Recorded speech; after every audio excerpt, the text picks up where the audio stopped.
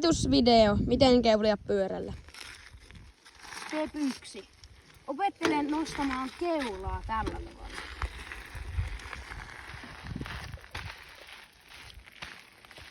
No niin.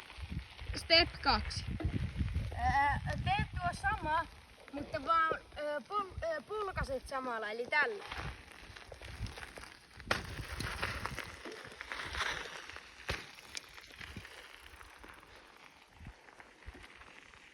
Step 3.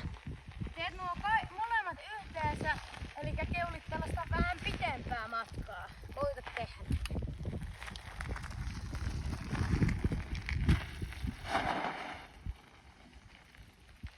Step 4.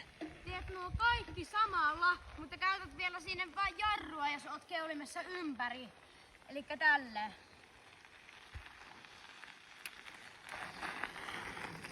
Jarru. Siinä oli kaikki opetusjakso, videot. Heippa!